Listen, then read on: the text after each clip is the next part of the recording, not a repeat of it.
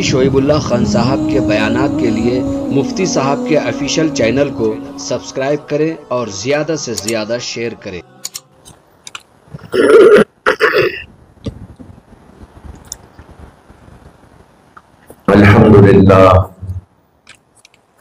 अल्हम्दुलिल्लाह वकफ़ा व सलामुन अला इबादिहिल्लज़ीना इस्तफ़ा अम्मा बाद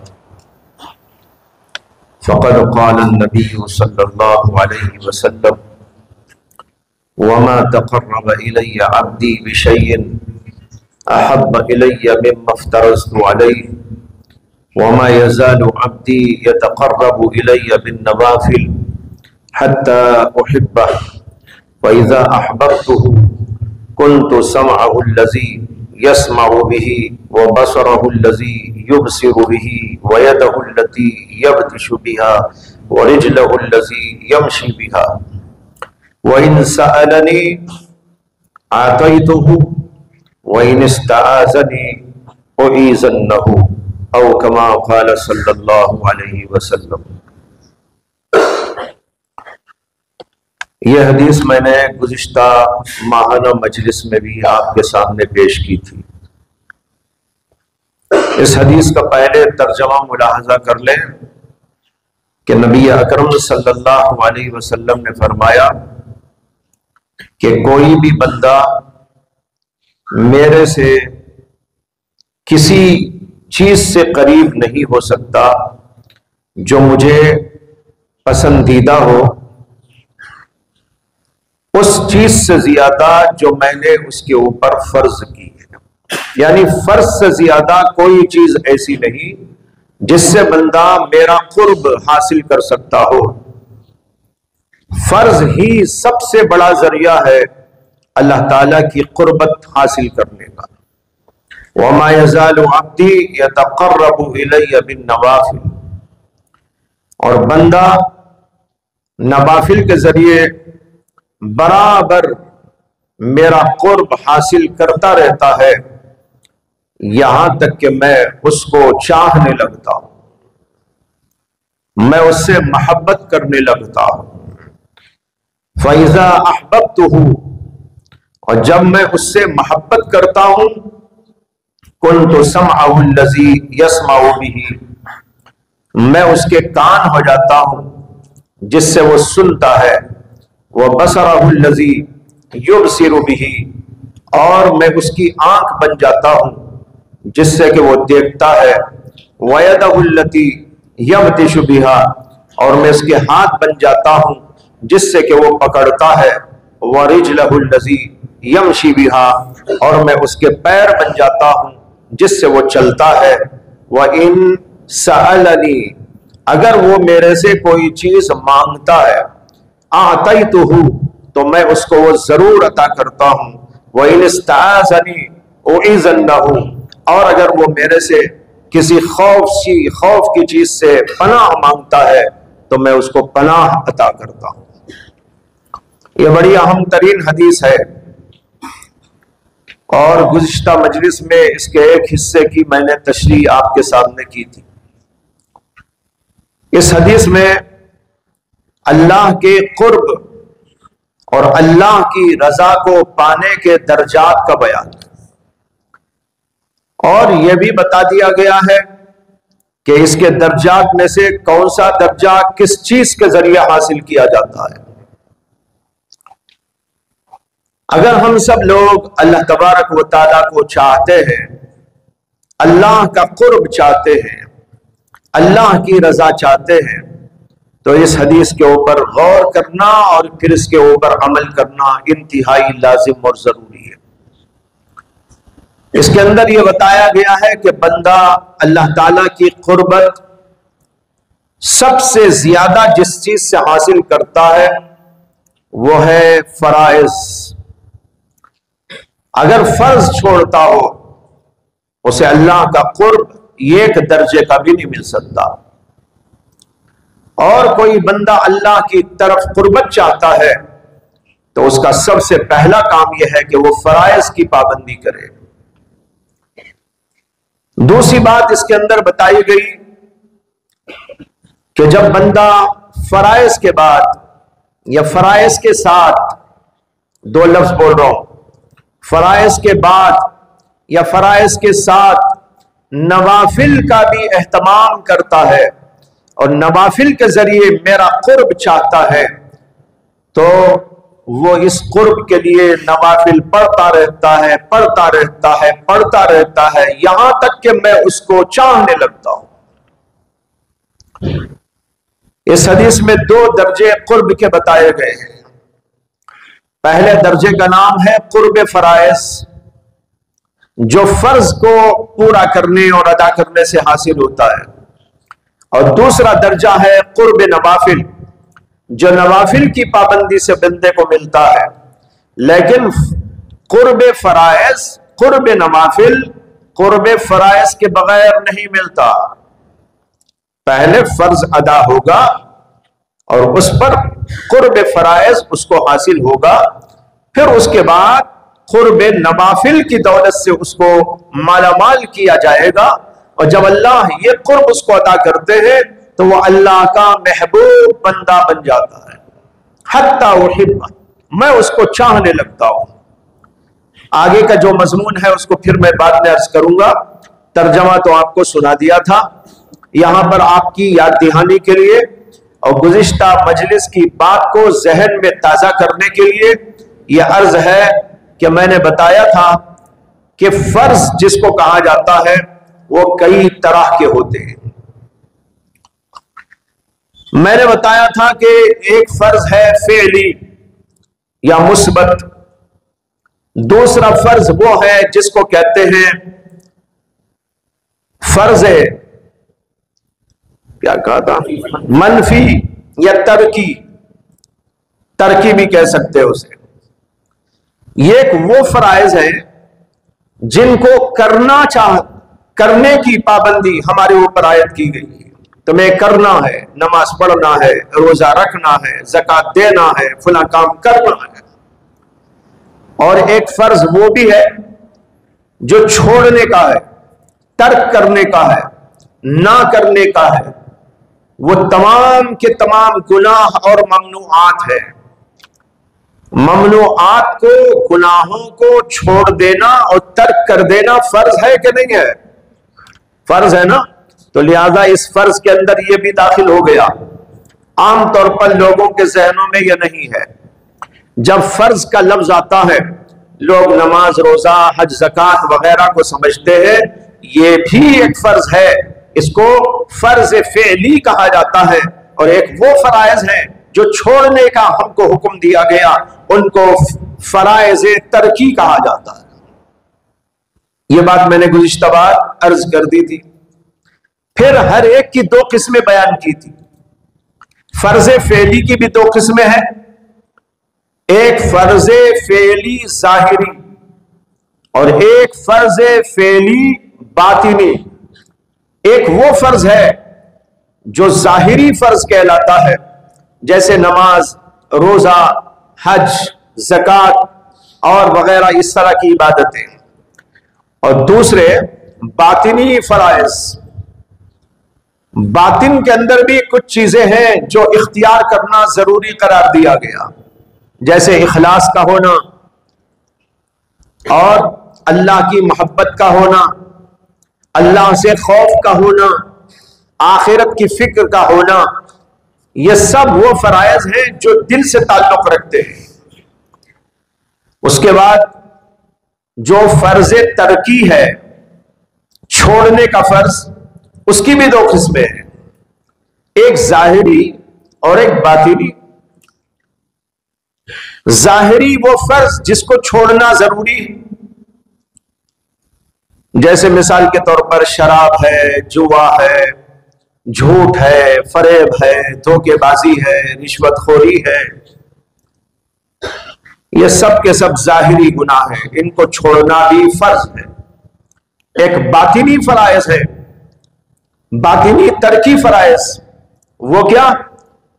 जो दिल से होने वाले गुनाह, उन सब को छोड़ देना है। जैसे हसद हो, रियाकारी हो, या तकब्बुर हो, उज्ब खुद पसंदी हो, दुनिया की मोहब्बत हो, आखिरत से गफलत हो, ये वो गुनाह है जिनका ताल्लुक दिल से है, ये बातिनी गुनाह है। इन तमाम बातिनी गुनाहों को भी छोड़ना फर्ज है। ये तफसीली बहस गुज़िश्ता बार आ गई थी, लेकिन यहां मैं रुककर आपसे कहना चाहता हूं कि आपने इसके ऊपर कहां तक अमल किया, जरा इसके ऊपर गौर करो। इसलिए कि अल्लाह के नबी सल्लल्लाहु अलैहि वसल्लम यह हदीस अल्लाह की तरफ से बयान कर रहे हैं, और इसमें अल्लाह ये फरमाते हैं कोई भी बंदा मेरे से करीब नहीं हो सकता जब तक फराइज को अदा नहीं करता। फराइज को अदा करने ही से उसे मेरा कुर्ब मिलता है। इससे बढ़कर कोई और चीज नहीं है जिससे मेरा कुर्ब मिलता हो। लिहाजा सबसे बड़ी चीज यह है कि फर्ज को अदा करे, और फर्ज की ये चारों किस्में यहां पर मुराद है। गुज़िश्ता बार मजलिस में जब मैंने ये मज़मून शुरू किया था और मैंने बयान किया तो उस वक्त कोई मुताला तो नहीं किया था, लेकिन जो समझ में आया दलाइल और नुसूस की रोशनी में उसको पेश करते हुए मैंने फर्ज की ये 4 किस्में बयान की थी। उसके बाद जहन में आया कि भाई इस सिलसिले में कुछ उलमा का कलाम भी देखना चाहिए, तो मैंने तलाश किया तो मुल्ला अली कारी रहमतुल्लाह अलैह की मिरकात के अंदर इसी जुमले पर उन्होंने लिखा है, जो फराइज मैंने बंदे पर लागू किए हैं, इसकी तफसीर में लिखा है मफ्तरस्तु अलैहि, जो आया मिम मफ्तरस्तु अलैहि, उसकी तफसीर में मिम्मा इफ्तरस्तु अलैहि मिन इम्तिसालिल अवामिर वज्तिनाबिल कबाइर, ये जुमले उन्होंने लिखे। तो मुझे खुशी हुई कि मैंने जो कहा वो सही कहा। इसे कि इसके अंदर इम्तिसाले अवामिर और इज्तिनाबे कबाइर दोनों का जिक्र किया है। इम्तिसाले अवामिर क्या है, जिसको मैंने कहा फेली फराइज, और जो दूसरी बात मैंने अर्ज की उसको उन्होंने कहा क्या है, इज्तिनाबे कबाइर। तो ये दोनों चीजें इसमें आ गई। और फिर अवामिर में 2 किस्में हैं, जिसको मैंने अर्ज किया जाहिरी बातिनी। इसी तरह कबायर और गुनाहों के अंदर भी 2 चीजें हैं, एक जाहिरी एक बातिनी। लिहाजा इस तरह वो चारों किस्में इसी इबारत से निकल आई। तो मुझे खुशी हुई कि एक बहुत बड़े अजीम मुहद्दिस के कलाम से मेरी तायीद हो गई। और जगह भी होगा, लेकिन मैंने देखा तो वहां मिल गया, तो मुझे इत्मीनान होकर मैं खामोश हो गया। अब उसके बाद मैं चाहता हूं कि अगले जुमले पर आप हजरात की तवज्जो मबसूल कराओ। मैंने यहां आपसे अर्ज किया कि इस पर गौर करो कि हमने इस दर्जे को पा लिया है कि नहीं पाया, जिसका नाम है कुर्ब फराइज। 4 तरह के फराइज को अदा करके हमने क्या अल्लाह का कुर्ब फराइज हासिल कर लिया है। बहुत से होंगे जो नमाज पढ़ते हैं लेकिन गुनाह से नहीं बचते। जो गुनाह से नहीं बचा, चाहे वो जाहिरी गुनाह हो या बातिनी गुनाह हो, वो कुर्ब की पहली सीढ़ी भी नहीं चढ़ा। ये मतलब हुआ इसका। इसलिए कि 4 किस्म के फराइज जिसका जिक्र किया गया, ये पूरा करने पर बंदा पहला कुर्ब पाता है, जिसका नाम है कुर्ब फराइज। बेशुमार लोग ऐसे होंगे हम में, बल्कि ऐसा अंदाजा है कि 99% लोग ऐसे होंगे हम में जो किसी चीज को करते हैं तो किसी को छोड़ देते हैं। जाहिरी फराइज को अदा कर रहे हैं, बातिनी फराइज से गाफिल हैं, और वो गुनाह छोड़ रहे हैं जो जाहिरी गुनाह कहलाते हैं, लेकिन बहुत से बातिनी गुनाहों के अंदर इब्तिला आम है। मसलन बहुत से हम जैसे लोग शराब नहीं पीते, अल्लाह का फजल है, करम है। जुब्बे की वजह से, दाढ़ी की वजह से, मदरसे की वजह से, हमारे मुआशरे की वजह से बहरहाल अल्लाह ने बचाया, किसी भी वजह से हो तो हम लोग शराब नहीं पीते, जुआ नहीं खेलते और भी बहुत सारे गुनाहों से हम बचते हैं। लेकिन मैं ये पूछना चाहता हूं, हसद से कितने लोग बचते हैं? हसद, बुग़्ज़, कीना और रियाकारी, उज्ब व खुद पसंदी, तकब्बुर व बड़ाई, ये वो गुनाह है जिनका ताल्लुक दिल से है, लोगों को नजर नहीं आता। हम शराब तो नहीं पीते लेकिन हसद में मुब्तला हो जाते हैं, इसी तरह और गुनाहों के अंदर मुब्तला हो जाते हैं, जबकि गुनाह वो भी है, गुनाह ये भी है। जब वो भी गुनाह और ये भी गुनाह, तो हमने तफरीक कहां से निकाल दी कि भाई ये गुनाह बचने के काबिल है, ये गुनाह बचने के लिए बचने के काबिल नहीं है, कर सकते हैं। अल्लाह ने कहा, रसूल ने कहा, कहां से आया? इमाम अबू हनीफा ने बयान किया या किसी और इमाम के इज्तिहाद ने इसमें काम किया और उन्होंने दोनों के दरमियान में कोई तफरीक कर दी?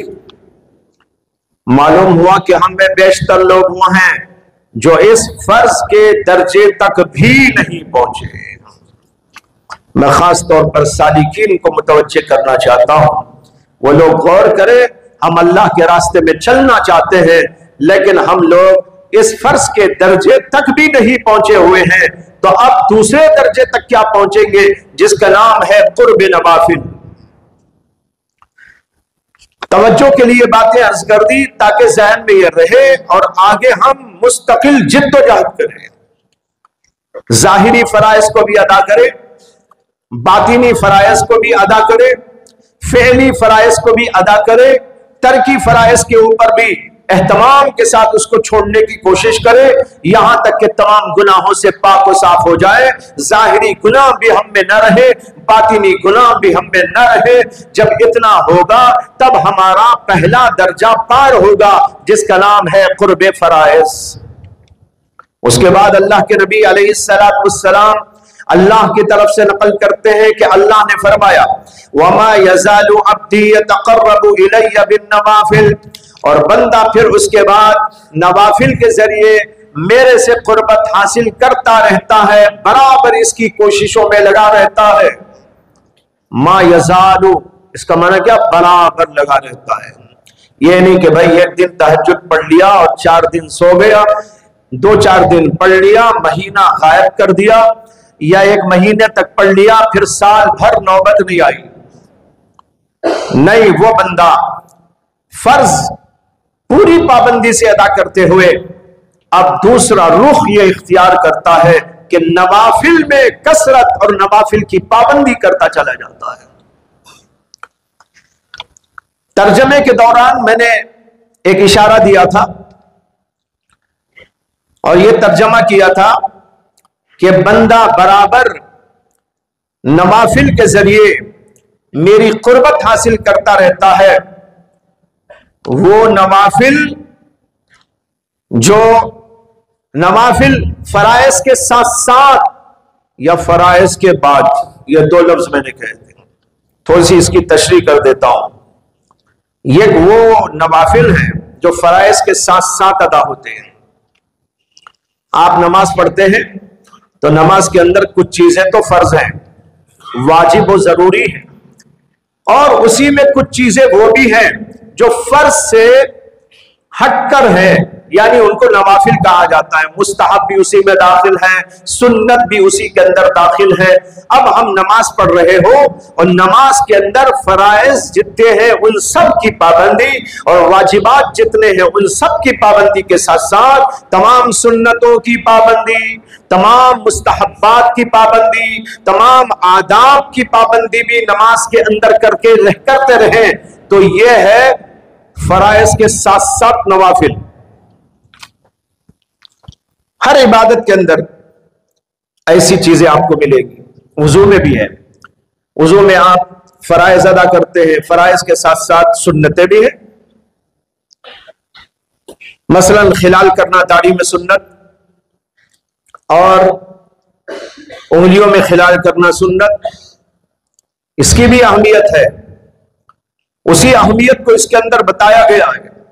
एक बंदा फराइज तक रह गया, अब वो है जो फराइज के बाद या फराइज के साथ नवाफिल भी करता रहता है। वुजू करता है तो उसके अंदर सुन्नतों का एहतमाम, दाढ़ी के खिलाल का एहतमाम, 3-3 दफा धोने का एहतमाम, कुल्ली करने का एहतमाम, नाक में पानी डालने का एहतमाम, और इसी तरीके पर जो है मुंह धोते हुए मिसवाक करने का एहतमाम, और हाथ और पैर को ठीक ठीक धोने का एहतमाम, उंगलियों में खिलाल का एहतमाम, दाढ़ी में खिलाल का एहतमाम। जो बंदे ये करते हैं उनको बहुत ऊंचा मकाम मिलता है। वो फर्ज के दर्जे के बाद, कुर्ब फराइज के दर्जे के बाद कुर्ब नवाफिल का दर्जा पा लेते हैं। तो अब ये सब साथ साथ होता रहता है, नमाज के साथ साथ, वुजू के साथ साथ, और इसी तरह और दीगर इबादत के साथ साथ ये सब सुन्नतें, नवाफिल, आदाब, मुस्तहब्बात अदा करते रहना चाहिए। और कुछ वो है जो इनके बाद अदा होते हैं, पहले ये कर लीजिए जो फराइज हैं। उसके अलावा कुछ और चीजें होती हैं, खाने में, पीने में, उठने में, बैठने में और मुख्तलिफ किस्म की चीजों में सुन्नतों की पाबंदी, नवाफिल की पाबंदी, और इसी तरीके पर नफिल नमाजों की पाबंदी, जिक्र का एहतमाम, तिलावत का एहतमाम, दरूद शरीफ का एहतमाम, और इसी तरह इस्तगफार का एहतमाम, अल्लाह अल्लाह कहते रहने का एहतमाम, ये सब नवाफिल में है। जब बंदा उसके बाद ये करता है या उसके साथ ये करता रहता है तो उसको कुर्बे नवाफिल का दर्जा मिलता है। फिर यहां आपको यह भी समझ लेना चाहिए कि जिस तरीके पर फराइज में 4 किस्में निकली, नवाफिल में भी 4 किस्में हैं। एक नफल फेली, एक नफल तरकी, फिर फेली जो नफल है उसकी 2 किस्में, जाहिरी और बातिनी, और इसी तरह जो तरकी नफल है उसकी भी 2 किस्में, एक जाहिरी और एक बातिनी। जैसे फर्ज के अंदर 4 किस्में आपने देखी, बिल्कुल उसी तरीके पर इसके अंदर भी 4 किस्में निकलेगी। एक नवाफिल वो है जिनको करना है, फेली है वो, और जाहिरी है। एक वो नवाफिल है जिनको करना है लेकिन वो जाहिरी नहीं, बातिनी है। तीसरे तरकी नवाफिल, यानी वो नफिल चीज जिसको छोड़ देना है, यानी उसका छोड़ना अच्छा है, बेहतर है, छोड़ देना चाहिए। उसमें भी 2 किस्में हैं, एक जाहिरी और एक बातिनी। इस तरीके पर 4 किस्में नवाफिल की भी निकलती है। आसानी के लिए थोड़ी मिसालें अर्ज कर देता हूं ताकि बात वाज़ेह तौर पर समझ में आ जाए। 4 किस्मों में से पहली किस्म मैंने अर्ज की थी नफिल फेली जाहिरी। इसकी मिसाल तो बहुत वाज़ेह है, नफिल नमाज, नफिल रोजा, ये सब अदा करना है ना, ये अदा करना है। एक आदमी फर्ज नमाज के बाद नवाफिल की भी कसरत करता है, ये बात का दर्जा है, साथ का नहीं। साथ में तो वो सुन्नते नवाफिल आ गई जिसको अर्ज किया, और उसके साथ या उसके बाद जो नवाफिल जैसे तहज्जुद पढ़ता है और दीगर नवाफिल का एहतमाम करता है, सुनन का एहतमाम करता है, जिक्र का एहतमाम करता है, तिलावत का एहतमाम करता है, कसरत के साथ जिक्र का मामूल बना लेता है, दरूद शरीफ कसरत से पढ़ने लगता है, इस तरह की बहुत सारी चीजें। ये नफिल का दर्जा है और करना है इसको, और जाहिरी तौर पर अदा किया जाता है। और फिर इसमें तो बहुत सी किस्में और निकलेंगी, इबादत भी इसमें निकलेगी, मुआशरत भी इसमें निकलेगी। जैसे कि गुज़िश्ता बार की मेरी तकरीर के अंदर ये सब बातें मौजूद हैं।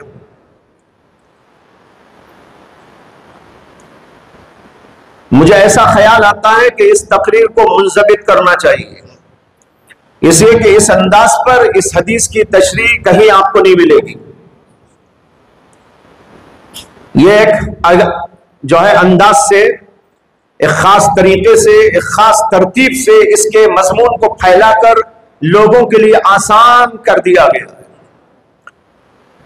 तो इसके अंदर नवाफिल में भी इबादत भी आ जाएगी, मुआशरत भी आ जाएगी, मुआमलात भी आ जाएंगे, अखलाकियात भी आ जाएंगे। तो इसमें जो फर्ज का दर्जा है वो तो गुज़िश्ता बार अदा कर दिया गया, बता दिया गया।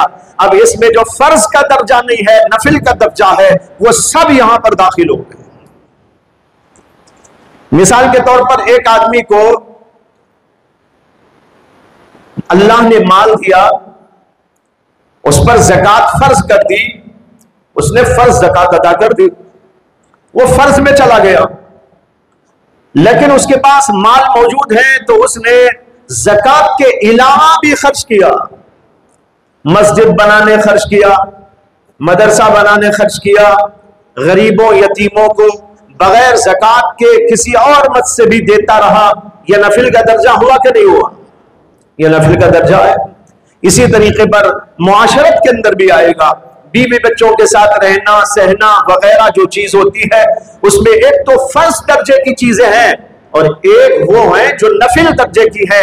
अगर आदमी वो ना करे तो पकड़ा तो नहीं जाएगा, लेकिन करे तो दर्जा बढ़ जाएगा। बीवी का क्या हक है? बीवी का हक यह है उसे खाना देना जिससे पेट भर जाए, जी भरे कि ना भरे जिससे के पेट भर जाए। मौलाना साहब ने शादी कर ली, उसके बाद बीवी के पास एक रोटी ले जाकर रख दी, सूखी, सालन भी नहीं, कुछ भी नहीं, ना अंडा ना बंडा, जाके जो है एक रोटी रख दी। बीवी कहने लगी कैसा खाऊंगी? अरे भाई मेरे ऊपर इतना ही फर्ज है, हिदाया में देखो क्या लिखा है, शरे वकाया पढ़ के आया हूं और फुला फुला किताब के अंदर यही लिखा है मसला कि बीवी को बस पेट भर खाना देना मेरी जिम्मेदारी है। हाँ ठीक है मसला तो, लेकिन अगर बीवी पलट के यूं कहने लगे कि मैं घर का काम नहीं करूंगी, मैं तुम्हें पकवान करके नहीं दूंगी, तो मौलवी साहब फिर अटक जाएंगे। इसलिए कि शरीयत ने बीवी को पकाने की जिम्मेदारी नहीं दी है। बीवी पकाने के बजाय यही पका के या कहीं से लाके उसको खिला दे।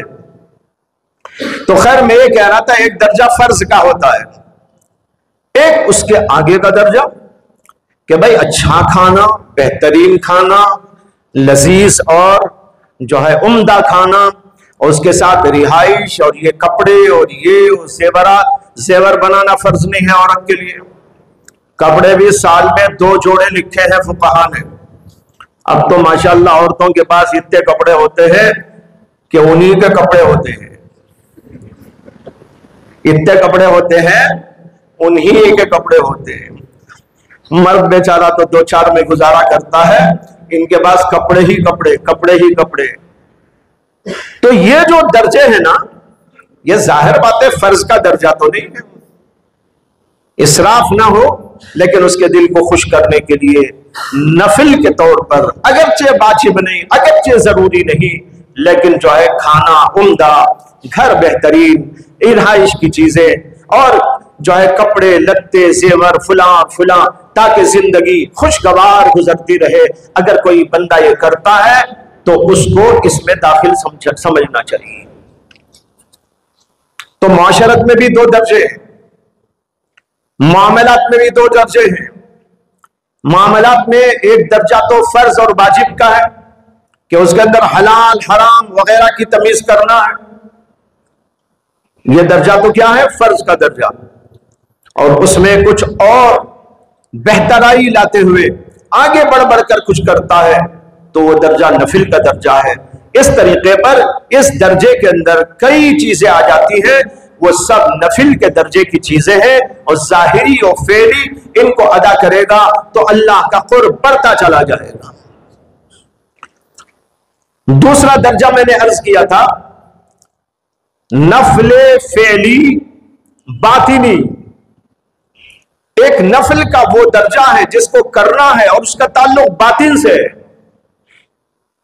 मिसाल के तौर पर अल्लाह की इतनी मोहब्बत रखना जिससे कि फराइज अदा हो, गुनाहों से इंसान बच जाए, यह दर्जा तो फर्ज है। अब उससे बढ़कर एक दर्जा उसको मिल गया। ऐसा दर्जा सोता नहीं, या सोता है तो उठ उठ कर नमाज की फिक्र करता है, जिक्र करता है, तस्बीहात पढ़ता है, तहज्जुद का एहतमाम करता है और चीजों के अंदर लगा रहता है। अब यह दर्जा मोहब्बत का वाजिब और फर्ज तो नहीं है, लेकिन बहुत अच्छा दर्जा है, मुस्तहब दर्जा है, नफिल दर्जा है। इससे दर्जात की बुलंदी होती। तो देखो, अल्लाह की मोहब्बत का ताल्लुक बातिल से है और इसको करना है, इख्तियार करना है। इसमें भी दो दर्जे हो गए, एक फर्ज का दर्जा और एक नफिल का दर्जा। इसी तरह अल्लाह का खौफ का इतना दर्जा जिससे कि इंसान गुनाह से बच जाए, यह फर्ज है इंसान के ऊपर। और उससे भी आगे का दर्जा हो, वो नफिल का दर्जा, मुस्तहब का दर्जा होता है। इस तरह बहुत सारे बातिनी आमाल हैं जो नफिल दर्जे के हैं, जिससे इंसान को बुलंदियां मिलती है, इंसान को कुर्ब नवाफिल का दर्जा मिलता है, जिसके फजाइल अभी आपके सामने आने वाले हैं। ये दो नफले फेली के दर्जे हुए, नफले फेली जाहिरी, नफले फेली बातिनी। उसके बाद फिर दो दर्जे हैं, नफले तरकी जाहिरी, नफले तरकी बातिनी। नफले तरकी जाहिरी क्या है? मिसाल के तौर पर कुछ ऐसी चीजें जिससे बचना फर्ज तो नहीं है, लेकिन बच गया तो बहुत अच्छा है। उलमा इसको मुश्तबह से ताबीर करते हैं, खिलाफ औला से ताबीर करते हैं। कुछ चीजें होती है उसे ना बचे तो गुनाह तो नहीं होगा, लेकिन शरीयत कहती है कि इससे बच जाए तो बहुत अच्छा है। यह मुश्तबा उमूर, खिलाफ औला उमूर अगर इंसान कर लेता है तो गुनाह तो नहीं होता उसके ऊपर, लेकिन बच जाता है तो उसके दर्जात की बुलंदी होने लगती है। इसीलिए रिवायात के अंदर आता है कि हजरत सैयदना अबू बकर सिद्दीक रजी अल्लाह तआला अन्हु को एक आदमी ने बताया कि जो है वो पहले तो उसने कुछ लाकर दिया खाने के लिए, तो हजरत ने खा लिया। खाने के बाद उसने बताया कि मैं जमाने जाहिलियत में कुछ ऐसा वैसा करता था, उससे आया था पैसा, मैंने ये दे दिया था आपको, आपने खाया। हजरत ने उंगलियां डाल डालकर तय कर दिया। अब ये उंगली डालकर तय करना वाजिब नहीं है, फर्ज नहीं है, वो तो अंदर पेट में चला गया। और चूंकि उनको पता नहीं था, मालूम नहीं था, जब मालूम नहीं था तो पकड़ भी नहीं। इसलिए अगर हजरत अबू बकर कह करके वो चीज बाहर ना निकालते, अल्लाह के यहां पूछ उनसे बिल्कुल ना होती।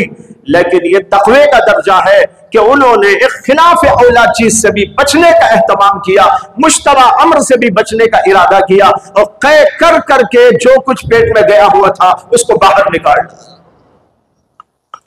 इसको कहते हैं नफले फेली, नफले तरकी जाहिरी, और कुछ बातिनी भी होते हैं इसमें।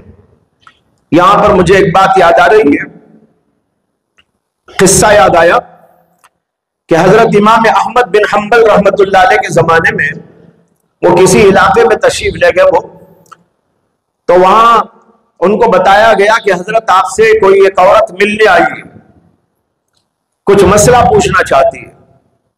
इमाम अहमद बिन हंबल ने फरमाया कि उनको एक जगह पर बिठाओ, पर्दे में बिठाया गया और फरमाया कि क्या सवाल है।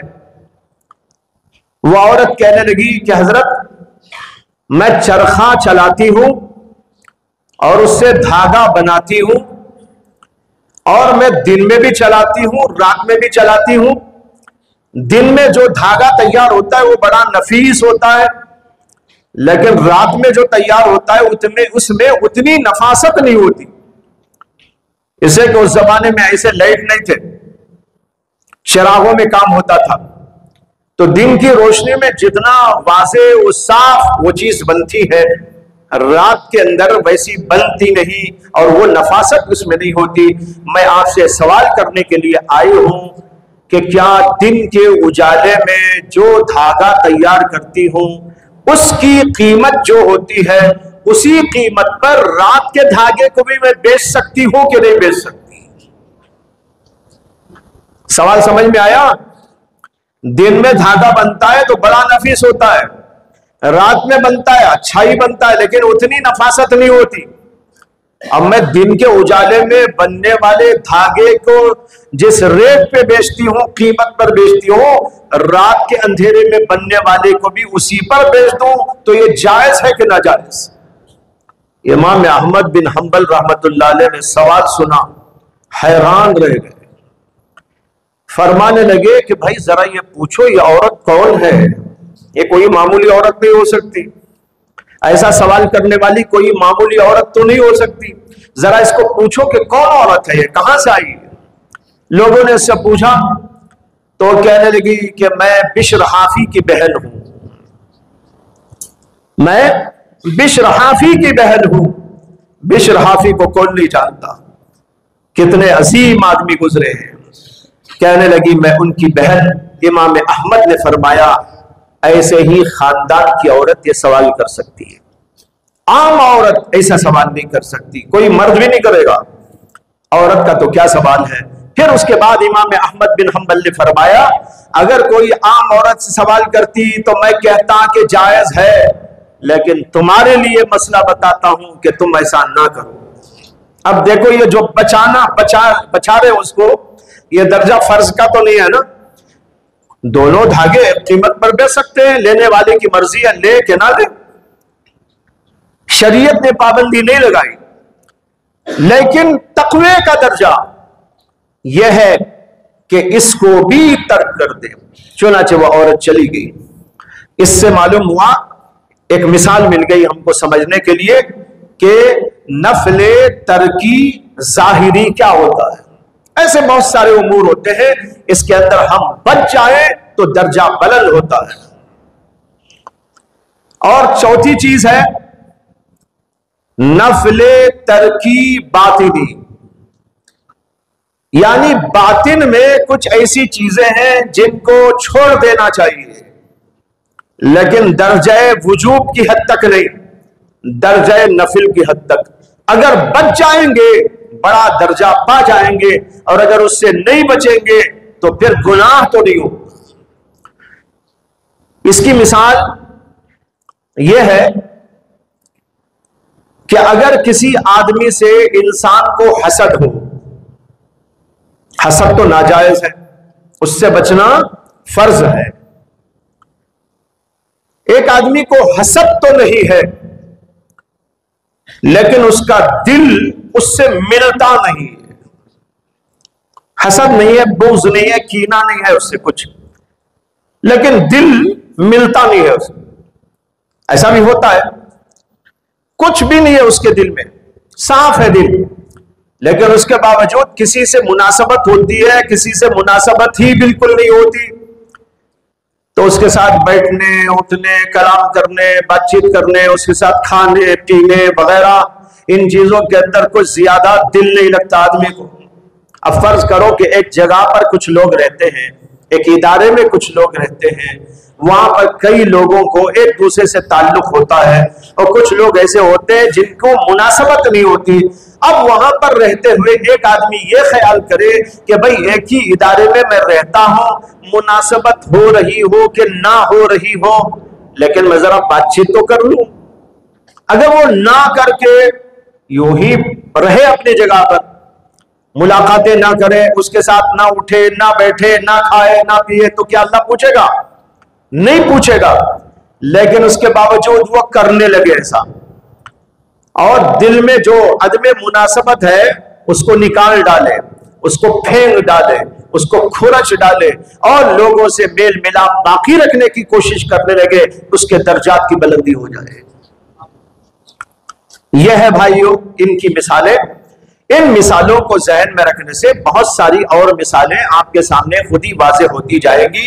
मिसाल पेश करने का मकसद वजाहत होती है, तफसील से उन सब चीजों को बयान करना नहीं होता। इससे हमको समझ में आ गया कि जिस तरीके पर फर्ज के 4 किस्में थी, इसी तरीके पर नफल की भी 4 किस्में हैं, और इन चारों किस्मों के जरिए से जब बंदा अल्लाह की कुर्बत पाने की कोशिश करता है, नवाफिल नमाज के जरिए भी, नवाफिल रोजों के जरिए भी, नवाफिल सदकात के जरिए भी, नवाफिल हज के जरिए भी, और इसी तरह जिक्र और फिक्र और इसी तरह तिलावत के जरिए भी, और फिर उसके साथ ये कि जिन चीजों से बचना है अगरचे दर्जे फर्ज के ना हो, उनसे भी बचने की कोशिश कर रहा हो, मुश्तबा उमूर से भी बच रहा हो, खिलाफ औला उमूर से भी बच रहा हो, और नफसानी तकाजे सामने आए तो जायज होने के बावजूद भी उससे अपने आप को बचाने की कोशिश करता हो। यहां पर यह भी समझ लीजिए, अब बात आ गई, इसकी भी थोड़ी वजाहत कर दूं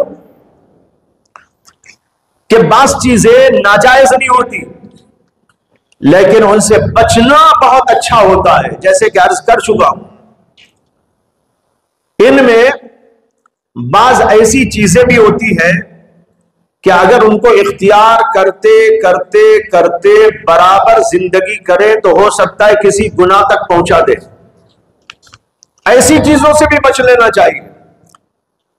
इसको इस्लाम कहता है किसी चीज का जरिया बनने वाली, किसी चीज तक पहुंचाने वाली चीजें अगरचे बिज़ात वो हराम नहीं है, लेकिन उनको इख्तियार करने से किसी हराम तक पहुंचने का इम्कान है, तो उनसे भी बच जाना ये बहुत अच्छी बात होती है। और बाज़ वक्त जायज काम होते हैं, लेकिन अपने नफ्स को मारने के लिए उससे बचे आदमी। जी चाह रहा है चाय पियो, आपने जी से कहा अभी नहीं, 1 घंटे के बाद। अब उस वक्त पीता तो हराम दो नहीं था, लेकिन नफ्स को जरा मारने के लिए, नफ्स पर मुजाहदा डालने के लिए 1 घंटे की 2 घंटे की ताखीर, या बिल्कुल ही खत्म कर दिया, चाय ही नहीं पिलाता तुझे, तो यह भी इसी में दाखिल है कि इससे भी दर्जात की बुलंदी होती है, लेकिन इसमें गुलू नहीं होना चाहिए। इसलिए कि इस्लाम में गुलू पसंदीदा नहीं। बात सूफिया से मनकूल है कि वो अपनी जो है ऐसी तबीयतें उन्होंने बना ली थी कि बहुत सारे जायज कामों को बिल्कुल छोड़ दिया। उलमा ने उन पर नकीर की है कि ऐसा नहीं करना चाहिए। हाँ, एक दर्जे तक, एक हद तक। जैसे मैं वो किस्सा सुनाया करता हूं, एक बुजुर्ग का जो दिल्ली की जामिया मस्जिद में रहते थे, उसके करीब एक बार उन्होंने फजर की नमाज के बाद जामिया मस्जिद की सीढ़ियों पर बैठकर यह कहना शुरू कर दिया था कि तू मेरा खुदा नहीं, मैं तेरा बंदा नहीं, मैं तेरी बात क्यों मानूं। जाने वाले परेशान हो गए, अरे हम तो इनको बहुत बड़े वलीउल्लाह समझते थे, ये तो काफिर निकल आए। अल्लाह को कह रहे तू मेरा खुदा नहीं, मैं तेरा बंदा नहीं, मैं तेरी बात क्यों मानूं। ला हौला वला कुव्वता इल्ला बिल्लाह। लोग फतवे लगा लगा के जा रहे थे, किसी ने कहा काफिर हो गए, किसी ने कहा मजनू हो गए, किसी ने कहा मजजूब हो गए। बहुत देर के बाद एक आदमी आते आते खड़ा हो गया, उनकी बात को सुना। उसके बाद मैं पूछा, हजरत मेरा एक सवाल है। उन्होंने कहा क्या सवाल है। कहा आप जो ये कह रहे तू, ये तू किसे बोल रहे हैं आप। वो बुजुर्ग हंस के कहने लगे तू ही अक्लमंद नजर आ रहा है, दिल्ली की पूरी सरजमीन पर तू ही एक अक्लमंद नजर आ रहा है। यहां सुबह से मैं बोल रहा हूं और लोग यहां से गुजरते गुजरते फतवे मेरे ऊपर लगा लगा के जा रहे हैं। जुनून का फतवा, जज्ब का फतवा, बेईमानी और कुफ्र का फतवा। तू एक अक्लमंद है, पूछ रहा है कि तू, ये तू का मुखातब कौन है। सुन, मैं तू जो बोल रहा हूं वो अल्लाह को नहीं, मेरे नफ्स को बोल रहा हूं। आज सुबह में मेरे नफ्स ने कहा नाश्ते में हलवा खिलाओ। मैंने अपने नफ्स को कहना शुरू कर दिया तू मेरा खुदा नहीं, मैं तेरा बंदा नहीं, मैं तेरी बात क्यों मानूं। यह है मेरे नफ्स का मुखातब। तो भाइयों, ये जो दर्जा है कि नफ्स को थोड़ा सा ज़ब्त किया जाए, नफ्स को दबाने की कोशिश की जाए, नफ्सानी तकाज़ों को दबाने की कोशिश की जाए, यह दर्जा अगरचे फर्ज का नहीं है, मुस्तहब और नफिल का दर्जा है। ये भी इंसान के लिए बाइस तरक्की होता है। तो ये सब चीजें आपको समझा दिया। ये किसी भी किस्म से इंसान बढ़ता रहे तरक्की करता जाएगा। हदीस कहती है आगे, हत्ता उहिब्बहु, बंदा मेरे से कुर्बत नवाफिल के जरिए करता रहता है यहां तक कि मैं उसको चाहने लगता हूं। अल्लाह अकबर, ये कितना बड़ा दर्जा है। नवाफिल फराइज की पाबंदी के बाद जब नवाफिल की कसरत, नवाफिल की पाबंदी बराबर करता चला जाता है, हमा किस्म के नवाफिल जैसे कि इशारे किनारे तफसील से बयान कर चुका हूं, उन सब चीजों को करता चला जाता है। अल्लाह कहते हैं हत्ता उहिब्बहु, यहां तक कि मैं उसको अपना महबूब बना लेता हूं, मैं उसको चाहने लगता हूं। बंदा जब तक अल्लाह को नहीं चाह सकता, उस वक्त तक अल्लाह को नहीं चाह सकता जब तक कि अल्लाह खुद उसे ना चाहे। बंदा कोशिश कर रहा था अब तक महबूब बनने की कोशिश और अल्लाह को चाहने की कोशिश, यहां तक कि कामयाब हो गया। फराइज की पाबंदी के बाद नवाफिल की कसरत ने उसे अल्लाह की मोहब्बत के दर्जे तक पहुंचा दिया। उसके बाद अल्लाह तबारक व तआला फरमाते हैं मैं उसको चाहने लगता हूं। फइज़ा अहबब्तुहु कुन्तु समाहु, जब मैं उसको चाहता हूं, यह बहुत बड़ी बात आ रही है, कान खोलकर ही नहीं, दिल खोलकर, दिमाग खोलकर सुनने की है। कहीं सोकर सुन लो और गलत फहमी में मुब्तला हो जाओ।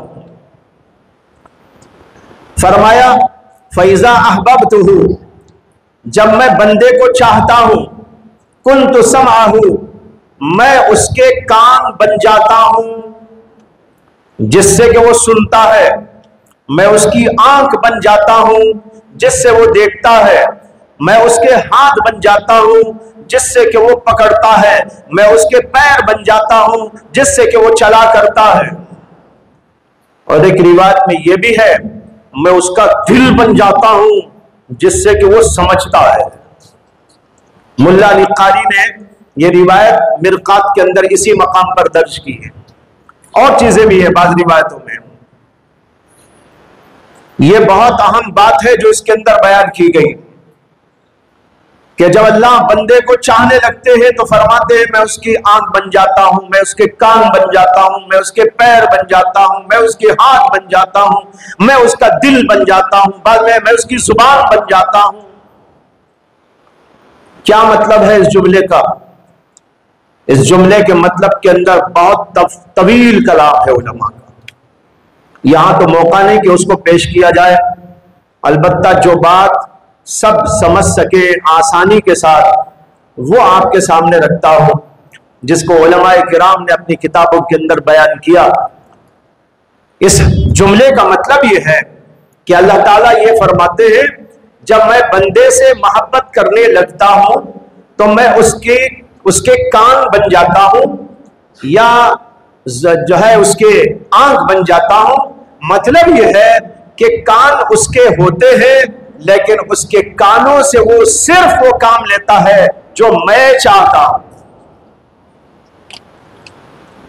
मैं उसके कान बन जाता हूं यानी मेरी रजा के मुताबिक उसके कान इस्तेमाल होते हैं। मैं उसकी जुबान बन जाता हूं, क्या मतलब? मेरी रजा के मुताबिक वो बातचीत करता है। मैं उसकी आंख बन जाता हूं, क्या मतलब? उसकी आंख से वो सिर्फ वो काम करता है जो मैं चाहता हूं। मेरी मर्जी के खिलाफ न वो कान खोलता है, न जुबान चलाता है, न आंखों से किसी चीज को देखता है, न हाथ और पैर से कोई काम करता है। तमाम आज़ा को, जवारिह को अल्लाह की मर्जियात ही के मुताबिक इस्तेमाल करता रहता है। यह है इस जुमले का मतलब, और यही मतलब जुमहूर उलमा ने इख्तियार किया है। इसे कहीं गलत फहमी में मुब्तला ना हो जाना। एक और मतलब भी है, वो अभी मैं आपको समझाऊंगा। लेकिन पहले इसको समझ लीजिए। इसका मतलब यह हुआ कि जब बंदा फराइज के बाद नवाफिल की पाबंदी करते करते करते इस दर्जे को पहुंचता है कि वो अल्लाह का महबूब बन जाए, तो फिर यह होता है कि अल्लाह की मर्जी के खिलाफ उसका कोई अज़ू काम नहीं करता। आंख उठ ही नहीं सकती किसी गलत जगह पर, जुबान चल ही नहीं सकती अल्लाह की मर्जी के खिलाफ, उसके कान से कोई ऐसी बात सुनी नहीं जा सकती जो अल्लाह की मर्जी के खिलाफ हो, उसके हाथ और पैर भी कोई ऐसा काम करने को हरगिज तैयार ना हो जो अल्लाह की मर्जी के खिलाफ हो। हर काम अल्लाह की मर्जी के मुताबिक होगा। गोया ऐसा समझो अल्लाह ही के हाथ होते तो अल्लाह की मर्जी के मुताबिक इस्तेमाल होते कि नहीं। ये बंदे के हाथ भी अल्लाह की मर्जी ही के मुताबिक इस्तेमाल हो रहे। इसी अल्लाह ने कहा मैं उसका हाथ बन जाता हूं, मैं उसके पैर बन जाता हूं, मैं उसकी जुबान बन जाता हूं, मैं उसका दिल बन जाता हूं, मैं उसके कान बन जाता हूं, मैं उसके आंख बन जाता हूं। इसलिए कि इन तमाम के तमाम आज़ा से बंदा अल्लाह की मर्जियात से हटकर कोई काम नहीं करता। अब उस बंदे की जिंदगी का नक्शा क्या होगा? यह औलिया अल्लाह की सिफात बयान की गई है। औलिया अल्लाह ऐसे होते हैं। आप कहेंगे यह मजमून यहां कैसे आ गया औलिया अल्लाह का?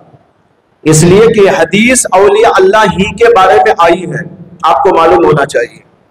इस हदीस का जो इब्तिदाई जुमला है वो ये है कि अल्लाह यूं फरमाता है, मन आदाली वलियन फक़द आज़नतुहु बिल हर्ब। जो आदमी मेरे वलीउल्लाह से, मेरे वली और मेरे दोस्त से दुश्मनी और अदावत रखता हो, मैं उससे जंग का ऐलान करता हूं। अब उसके बाद यह मज़मून शुरू हुआ क्या? वमा तक़र्रब इलय्या अब्दी, यह बताने के लिए कि मेरे औलिया कौन होते हैं उनको जरा पहचान लो। कहीं ऐरे गैरे नत्थु खैरे को औलिया अल्लाह समझ जाओ, जैसे कि अवाम के अंदर है। उनके यहां औलिया अल्लाह कौन? जंगल में रहते हैं उनके औलिया अल्लाह, शहरों में कहीं नजर नहीं आते और नहाते भी नहीं कभी, समझे ना? यहां तक लंबी लंबी लट्टें रहेंगी और कभी उसको साफ नहीं किया गया होगा और उसके अंदर कभी कंघा दाखिल भी नहीं हुआ होगा, तेल का उधर गुजर भी नहीं हुआ होगा। लोग इनको कहते हैं औलिया अल्लाह। ला हौला वला कुव्वता इल्ला बिल्लाह। यहां पर इस हदीस में यही समझाया जा रहा है। पहले यह बताया औलिया अल्लाह से अदावत रखने वालों से अल्लाह जंग का ऐलान करते हैं। उसके फौरी बाद मज़मून शुरू हो रहा है यह बताने के लिए कि औलिया अल्लाह कौन होते हैं, वो कैसे होते हैं और वो क्या किया करते हैं, उनके साथ अल्लाह का मामला क्या होता है, वो सब यहां बयान कर दिया गया। और बताया औलिया अल्लाह में से एक तो वो छोटे दर्जे के औलिया हैं जिनको कुर्बे फराइज हासिल होता है। दूसरा दर्जा उससे आगे का है जिनको कुर्बे नवाफिल हासिल होता है। और कुर्बे नवाफिल जिसको हासिल होता है उसकी फजीलतों में यह बयान किया गया है कि वो ऐसा होता है कि उसकी आंख हो या उसके कान हो, उसकी जुबान हो, हत्ता कि उसका दिल और दिमाग हो, हाथ और पैर हो, कोई भी अज़ू अल्लाह की मर्जी के खिलाफ इस्तेमाल नहीं होता। मुझे इस पर एक छोटा वाकया याद आ गया। हजरत मौलाना रशीद अहमद गंगोही रहमतुल्लाह अलैह, उन्होंने किसी के सवाल पर एक जवाब लिखकर फतवा देना था उनको, तो उन्होंने जवाब लिखा। वो जवाब वहां से गया तो किसी और साहब ने हजरत के उस फतवे का रद्द लिखा। उसमें उन्होंने कहा कि इसमें जो फतवा दिया गया है वो सही नहीं है, फलां की बात में यूं लिखा है, फलां किताब में यूं लिखा है, ऐसा कुछ लिख कर आया। जब उनका रद्द आया और मौलाना रशीद अहमद गंगोई रहमतुल्लाह अलैह के सामने पेश किया गया, तो हजरत मौलाना यहिया साहब रहते थे उन्हीं के पास, जो हजरत मौलाना शेखुल हदीस ज़करिया साहब रहमतुल्लाह अलैह के वालिद मोहतरम हैं, वो हजरत गंगोही के खुसूसी खादिम थे। उनसे हजरत ने फरमाया कि भाई ये आया है कहीं से रद्द, शामी उठा के लाओ, फुला जिल्द उठा के लाओ, फुला सफा खोलो, फुला सतर में देखो क्या लिखा है, सतर तक बताइए। अब वहां पर उन्होंने खोलकर देखा तो बिल्कुल फतवा वही था जो मौलाना रशीद अहमद गंगोही ने लिखा था। जब वो दिखाया हजरत को कि हजरत आपने जो लिखा बिल्कुल वही इबारत वही मसला है, तो हजरत ने फरमाया कि अल्लाह ने इल्हामन मेरे से वादा किया है कि रशीद अहमद की जुबान पर गलत नहीं जारी होगा। यही दर्जा है वो, मैं समझाना चाह रहा हूं इस मिसाल से। जो औलिया अल्लाह के इस मकाम और मर्तबे को पहुंचते हैं उनकी हालत कुछ और होती है। उनका हाथ, उनकी पैर, उनकी जुबान, उनका कलम, उनकी हर चीज अल्लाह की मर्जी के मुताबिक चलती है। जब अल्लाह की मर्जी के मुताबिक चलती है तो गलती का इम्कान क्या है? हां, कभी कभी बशरियत को जाहिर करने के लिए अल्लाह ताला उनसे कुछ ऐसे वैसे काम सादिर करा देते हैं, वो अल्लाह कसदन करा देते हैं। हो सकता है इस पर किसी को इश्काल हो। औलिया अल्लाह में सबसे बड़े औलिया अल्लाह हजरात सहाबा हैं, लेकिन हजरात सहाबा में से बात से गुनाह भी हो गया। जैसे हजरत माइस से जिना का सुदूर हुआ, और एक औरत का जिक्र भी आता है जिससे जिना हो गया। बाद और सहाबा से भी कुछ ऐसी वैसी बातें सादिर हो गई। तो फिर औलिया अल्लाह के दर्जे पर फाइज होने वाले सबसे बड़े तो सहाबा ही हैं, उनसे कैसे सादिर हो गया? इसका जवाब हजरत मौलाना अब्दुल रहीम साहब रायपुरी रहमतुल्लाह अलैह ने दिया। उन्होंने फरमाया उनसे सादिर नहीं हुआ, बशरियत को बताने सादिर कराया गया। भाइयों सुन लो अच्छी तरह, सहाबा के बारे में अकीदा गलत नहीं होना चाहिए। बहुत ऊंची हस्तियां हैं। इसी में आता है कि जब जो है हजरत माइस को या और किसी को जो है संसार किया जा रहा था, तो उस वक्त में एक साहब ने उनको कुछ बुरा भला कह दिया। अल्लाह के नबी अलैहिस्सलाम को मालूम हुआ तो आपने फरमाया कि इन्होंने तो ऐसी तौबा की है कि अगर उस तौबा पर तमाम के तमाम मदीने, वो तौबा तमाम के तमाम मदीने के गुनहगारों पर तकसीम की जाए तो सबकी मग़फ़िरत हो जाए। ये सब दर्जात हैं, समझने की बात है। तो भाइयों, ये मकाम होता है औलिया अल्लाह का। और हजरात सहाबा से जो इस तरह के उमूर सरजद हुए, वो उनसे बशरी तकाज़ों को जाहिर करने के लिए सादिर कराए गए या और किसी हिकमत के तहत में सादिर कराए गए। हजरत मौलाना अब्दुल रहीम साहब रायपुरी रहमतुल्लाह अलैह फरमाते हैं कि अंबिया से जो काम नहीं सादिर कराया जा सकता, बाज वक्त वो सहाबा से सादिर कराया जाता है, ताकि उसके अहकाम का निफास कैसे होगा वो लोगों को बता दिया जाए। उसके लिए उनसे सादिर कराया जाता है। बहरहाल अल्लाह की हिकमतें होती हैं, इसलिए उनसे सादिर कराया जाता है, वरना तो वो औलिया अल्लाह के इतने ऊंचे मकाम पर होते हैं, बाद के औलिया तो उनकी धूल भी नहीं होते। सहाबा का इतना बड़ा मकाम। एक दफा हजरत शेख अब्दुल कादिर जीलानी रहमतुल्लाह अलैह की खिदमत में एक आदमी आया और उसने सवाल किया कि हजरत अमीर मुआविया का दर्जा बड़ा है या हजरत उमर बिन अब्दुल अजीज का मर्तबा ज्यादा है? हजरत अमीर मुआविया तो सहाबी हैं, उमर बिन अब्दुल अजीज बहुत बड़े अजीमुश्शान आदमी है, लेकिन सहाबी नहीं है। वलीउल्लाह है, अजीम आदमी है। सवाल किया उसने, इनका मकाम सियादा है या इनका मकाम सियादा है? तो हज़रत शेख अब्दुल कादिर जीलानी रहमतुल्लाह अलैह ने फरमाया कि कितना बेढंगा सवाल तूने किया है।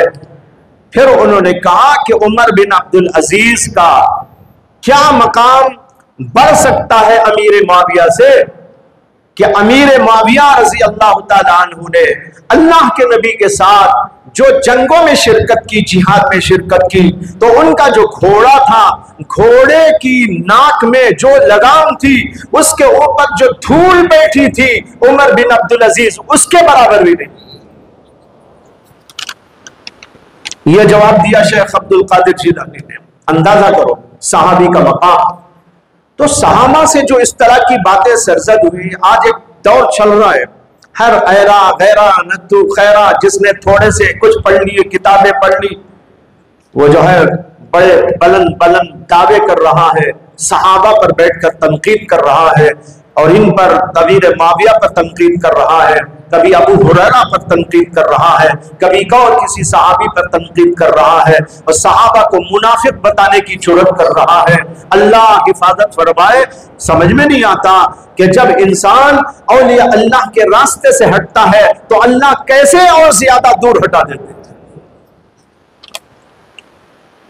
इसलिए कभी सहाबा के तरीके से ना हटो, औलिया अल्लाह के तरीकों से ना हटो, उनकी बातों से ना हटो, उनके तरीकों से ना हटो, अहले सुन्नत के तरीक से ना हटो।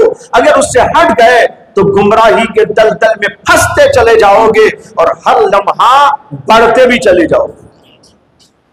तो बहरहाल यह बताना था कि औलिया अल्लाह का यह मकाम होता है कि वो इस दर्जे को पहुंच जाते हैं कि अल्लाह की मर्जी के खिलाफ कोई चीज उनसे सरजद नहीं होती।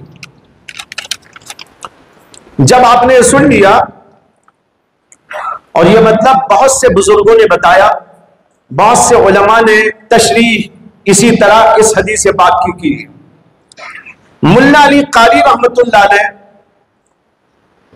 यह सब तफसीलात दर्ज करने के बाद यह फरमाते हैं, वयुमकिनु अन यकूना अलमाना इज़ा तक़र्रबा अल अब्दु इलैहि बिमफ्तरज़ अलैहि व ज़ादा फ़ी तक़र्रुबि बिन नवाफ़िल अल मुकम्मिलात लिल फ़राइज़ व मिन जुमलतिहा दवामु ज़िक्र अल मूसिल इला हुज़ूरिल वसूल व सुरूरिल हुसूल व मक़ामिल फ़ना अन नफ्सिही वल बक़ा बिरब्बिही ज़हर लहू आसारु महब्बतिही अल अज़लिया वनकशफ़ लहू अनवारु क़ुर्बतिही अल अबदिया।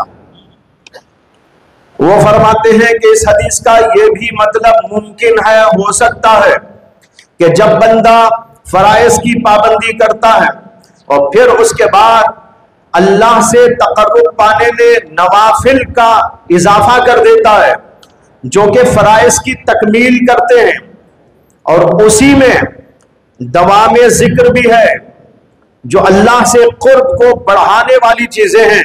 कहते वमिन जुमलतिहा दवामु जिक्र, दायमी जिक्र करता है, अल मूसिल इला हुजूरिल वसूल व सुरूरिल हुसूल, जो उसको पहुंचा देता है अल्लाह तक पहुंचने के, हुजूर के मकाम तक और हुसूल के सुरूर तक।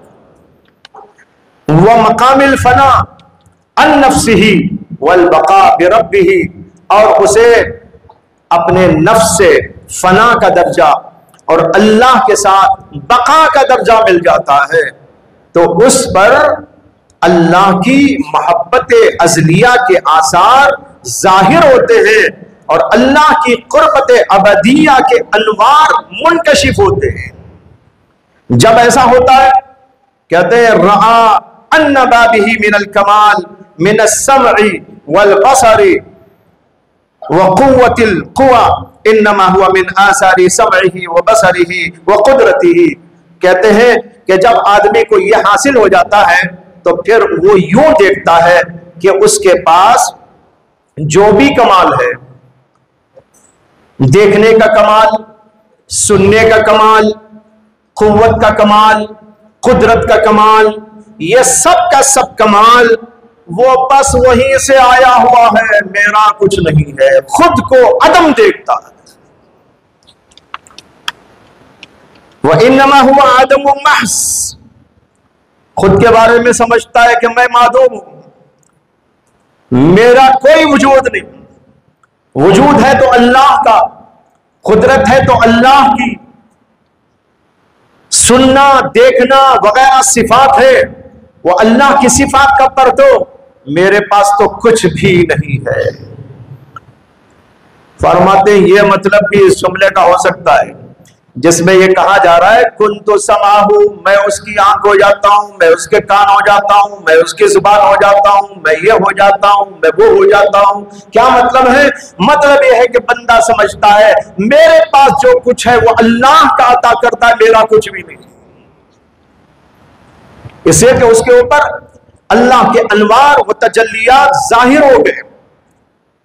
यही से एक मसला पैदा होता है जिसको कहते हैं वहदतुल वजूद, जिसको बहुत सारे लोग गलत अंदाज से समझते हैं और बाद लोग खुद भी गलत समझते हैं, दूसरों को गलत समझाते हैं।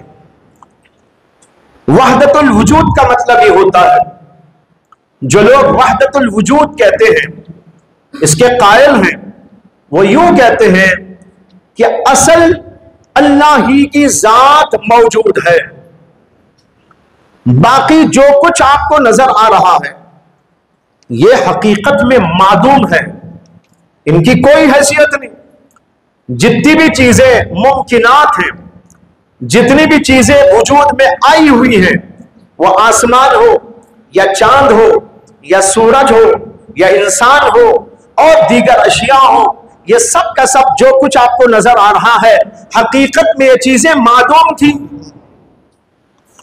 अल्लाह ही की एक जात मौजूद थी, अल्लाह के सिवा कुछ न था। एक जमाना ऐसा गुजरा अल्लाह तो मौजूद था, जमीन मौजूद नहीं थी, आसमान मौजूद नहीं था, चांद और सूरज मौजूद नहीं थे, इंसान मौजूद नहीं था, फरिश्ते मौजूद नहीं थे, जिन्नात का कोई वजूद न था, किसी चीज का कोई वजूद न था, था तो बस वही एक अल्लाह मौजूद था। है ना? मालूम ही है अल्लाह तो अजल से है और आप अजल से नहीं है, जमीन अजल से नहीं है, आसमान अजल से नहीं है, बाद में आई है। तो इससे खुद समझ में आ गया एक जमाना ऐसा गुजरा है कि बस अल्लाह था और कुछ न था। फिर अल्लाह तबारक व तआला ने चाहा कि मेरी पहचान हो। एक हदीसे कुदसी में जिसके अल्फाज तो साबित नहीं, माना साबित है, यह फरमाया कि अल्लाह तबारक व तआला फरमाता है कुन्तु कंज़म मख्फिया, मैं एक मख्फी खजाना था, फ़अहबब्तु अन उरफ़, मैंने चाहा कि मेरी पहचान हो, फ़ख़लक़तुल ख़ल्क़, बस मैंने मखलूक़ात को पैदा कर दिया, लिउरफ़, ताकि मेरी पहचान हो। यह मजमून कुरान की एक आयत से भी निकल आता है जिसमें अल्लाह ताला कहते हैं वमा खलक़तुल जिन्न वल इंसा इल्ला लियअबुदून, मैंने जिन्नात और इंसानों को नहीं पैदा किया मगर इसलिए कि वो मेरी इबादत करे। इब्ने अब्बास इसकी तफसीर में कहते हैं लियअबुदून के माने हैं लियारिफून, ताकि लोग मेरी पहचान पैदा करें। मालूम हुआ अल्लाह ने इंसान को पैदा किया अपनी मारिफत के लिए। वही बात उस हदीस के अंदर फरमाई गई जिसका लफ्ज साबित नहीं, माना साबित है कि मैंने मखलूक को मेरी मारिफत के लिए पैदा किया। यह मजमून यहां आया। तो जब अल्लाह ने चाहा कि इसकी पहचान हो तो अल्लाह ताला ने जमीन आसमान वगैरह वगैरह चीजों को पैदा करना चाहा। अब यहां एक सूफिया का गिरोह है जो कहता है कि अल्लाह ताला ने इन चीजों को जो वजूद दिया उसकी हकीकत यह है कि अल्लाह के अस्मा यानी नाम, जैसे रहमान है, रहीम है, करीम है, अजीम है, रज़्ज़ाक़ है, जब्बार है, क़ह्हार है, ये अल्लाह के जो नाम है, इन नामों का परतो, इन नामों की शुआएं इन नामों के अनवारात, इन नामों के बरकत, इन नामों के फ्यूजात अल्लाह ने मादूम चीजों पे डाली तो वो सब चमकने लगी। कोई आसमान बन के चमकने लगा, कोई जमीन बन के चमकने लगा, कोई सूरज बन के चमकने लगा, कोई चांद बन के चमकने लगा, कोई दरख्त बन के चमकने लगा, कोई इंसान बन के ठमकने लगा, कोई और कुछ बन के दमकने लगा। ये सब चीजें जो आपको नजर आ रही है, ये अल्लाह के अस्मा व सिफात का एक परतव, उसका असर, उसका साया है। अल्लाह के अस्मा की तजल्ली इनके अंदर जाहिर हो रही है। जितना समझ में आए समझ लेना, नहीं आया तो ऊपर छोड़ देना। समझ में आया? तो कहते हैं हकीकत में कोई चीज नहीं है, अल्लाह के अस्मा और सिफात की तजल्लियात हैं। ये हमको नजर आ रही है। ये अल्लाह का अजीमुशान कमाल है। अल्लाह का अजीमुशान कमाल है कि अल्लाह के अस्मा और उसके सिफात का पर तो ऐसा चमकता दमकता आपको दिखाई दे रहा है।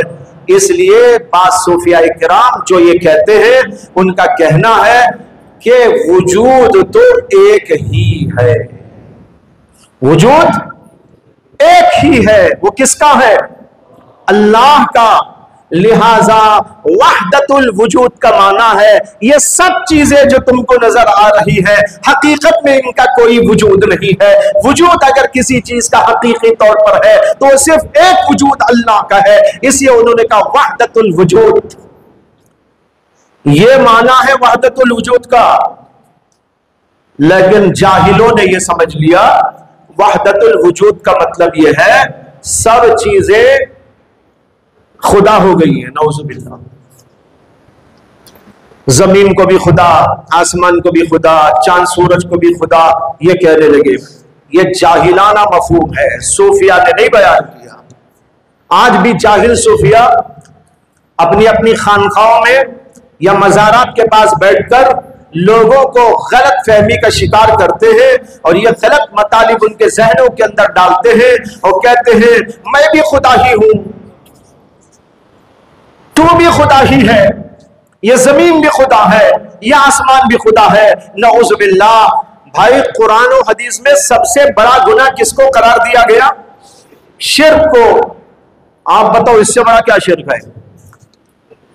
ये खुदा किसी को मानो अल्लाह को छोड़कर शिर्क, और ये सारी दुनिया को बोल रहा है जमीन भी खुदा, आसमान भी खुदा, तिनका भी खुदा, मन का भी खुदा, झाड़ भी खुदा, पत्थर भी खुदा, और सूरज भी खुदा, चांद भी खुदा, इंसान भी खुदा, और औरत भी खुदा, मर्द भी खुदा। नऊजुबिल्लाह। और क्या क्या बोलूं मैं, डर लगता है। ये माना वहदतुल वजूद का नहीं है। ये माना है जो मैंने समझाया, हकीकी वजूद अल्लाह का है। और जितनी चीजें हमको नजर आ रही है ये अल्लाह तबारक व तआला के अस्मा व सिफात की तजल्ली है। अल्लाह ने अपने अस्मा व सिफात का परतो इन पे डाला, ये सब चीजें रोशन हो गई, चमकने लगी अल्लाह के हुक्म के मुताबिक और अल्लाह तबारक व तआला के इरादे और अल्लाह के मशीयत के मुताबिक ये पूरे का पूरा चल रहा है। तो वजूद कितने हुए? ये माना हुआ वहदतुल वजूद। अब ये जो सब चीजें हैं क्या? ये अल्लाह के वजूद का परतो है। लेकिन भाई हर आदमी जानता परतो अलग है, असल अलग है। अगर साया आपका पड़ रहा हो तो साया आप हैं या आप साया हैं? आपका साया पड़ रहा है, आप कहेंगे मैं यही हूं। आप वो हैं जो साये में नजर आ रहे हैं। साया अलग है, आप अलग। इसी तरह अल्लाह ने अपने अस्मा व सिफात का साया डाला, ये चीजें रोशन हो गई। तो ये मतलब हुआ ये अलग है, अल्लाह अलग है। ये तो खुद ही समझ में आ रहा है इससे, लेकिन गलत तशरीह कर लोगों को बहका दिया जाता है। और इस गलत मफहूम का नाम उन्होंने रखा है मारिफत। हम मारिफत की बात करते हैं, ये लोग शरीयत की बात करते हैं। इसलिए मैं भी मारिफत की बात कर रहा हूं ताकि इन जाहिलों को अच्छी तरह समझ में आ जाए कि तुम्हारी बात मारिफत नहीं, तुम्हारी बात जिहालत है। मारिफत की बात यह है जो अभी आपके सामने रखी गई, इसको अच्छी तरह समझ लेना चाहिए। लिहाजा यहां मुल्ला अली कारी जो बयान कर रहे हैं वो यही है।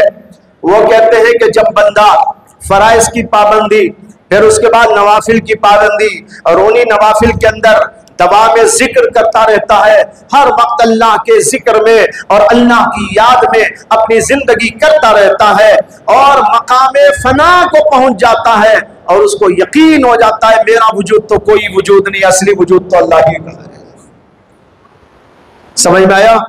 तो उसके सामने अल्लाह की कुर्बत के अनवार जाहिर होते हैं, और वो फिर समझता है कि मुझे अगर कुछ भी कमाल मिला है वो अल्लाह के कमाल का के आसार में से है। देखो उनकी इबारत फरआ, उलमा के लिए पेश कर रहा हूं। मुल्ला अली कारी कहते फरआ अन्नमा बिही मिनल कमाल मिनस समई वल बसरी व कुव्वतिल कुवा इन्नमा हुआ मिन आसारी समई रब्बिही व मिन आसारी समई बसरिही व मिन आसारी समई कुदरतिही। अल्लाह की कुदरत का ये असर है, जो मेरे अंदर भी कुछ कुदरत मालूम हो रही है। मुझे अगर कुछ सुनाई दे रहा है वो अल्लाह की सुनने की कुदरत से और उसकी सिफत से मेरे अंदर भी ये सिफत आई है। अल्लाह की सिफात का परतो हमारे ऊपर हो रहा है। और जो बंदा इस मकाम को नहीं पहुंचता वो कहता मेरा काम, वो कहता है मेरा कौन सा काम। समझ में आ रहा है? जो बंदा इस मकाम को नहीं पहुंचता वो कहता है मैंने किया, मैं गया, मैं उठाया, मैं रखा, मेरा दिमाग, मेरी आंखें, मेरी ये मेरी मेरी मेरी अनानियत का दावा करता है। और जो इस मकाम को पहुंचकर देख लेता है मुशाहदतन, कल्बी मुशाहदे से सब कुछ वहां का है, तो वो कहता है मैं कुछ नहीं, मेरा देखना कुछ नहीं, मेरा समा वो बसर कुछ नहीं, ये कायनात कुछ नहीं, जो कुछ है वो अल्लाह की जात है। बस उसी के आसार में से कुछ चीजें नजर आ रही हैं। यह है भाइयों वहदतुल वजूद वाला मसला, जिसको यहां मुल्ला अली कारी ने इशारतन बयान किया। मैंने उसी को आपके सामने जरा खोल दिया। इससे बहरहाल ये बताना मकसूद है कि इस दर्जे तक जो लोग पहुंचते हैं अल्लाह तबारक व तआला की मर्जियात की जिंदगी उनको हासिल हो जाती है। वो अपनी किसी भी चीज में अल्लाह की मुखालफत करते नहीं, जो कुछ करते हैं वो अल्लाह की मर्जी के मुताबिक होता है। एक आंख भी उगती है वो अल्लाह की मर्जी के मुताबिक, एक बोल भी निकलता है वो अल्लाह की मर्जी के मुताबिक, एक बात सुनते भी है तो अल्लाह की मर्जी के मुताबिक होता है, उसके खिलाफ कतअन नहीं जाते हैं। अब आखिर में बस मुझे ये कहना है, इस हदीस की मुकम्मल तशरीह आपके सामने आ गई। अब आप इरादा करें कि सबसे पहले कुर्बे फराइज का दर्जा हम पाएंगे, फिर कोशिश करें अगले मरहले में कि हम कुर्बे नवाफिल तक भी पहुंचेंगे। लेकिन भाइयों इसके लिए इल्म भी जरूरी है, अमल भी जरूरी है, हिम्मत भी जरूरी है, किसी की रहबरी भी जरूरी है। रहबर की रहबरी में इन चीजों को तय करते चले जाओ, नफ्स को दबाने की कोशिश करो, अक्ल को उभारने की कोशिश करो, शरीयत को उस पर गालिब रखने की कोशिश करो। करते करते करते ये दोनों दर्जात हासिल हो सकते हैं और होते हैं। बहुत सारे लोग दुनिया में इन मकामात को पाने वाले पहले भी गुजरे हैं, आज भी मौजूद हैं, आइंदा भी होते रहेंगे। अल्लाह से दुआ है कि अल्लाह ताला मुझे भी आपको भी इन चीजों पर अमल की तौफीक अता फरमाए और पूरी बसीरत के साथ और पूरी हिम्मत के साथ इसके लिए अपने औकात को लगाने की तौफीक अता फरमाए और नफसानी ख्वाहिशात और शैतानी वसवसों नफसानी वसवसों से अल्लाह ताला हम सब की हिफाजत फरमाए। व आखिरु दावाना अनिल हम्दुलिल्लाहि रब्बिल आलमीन।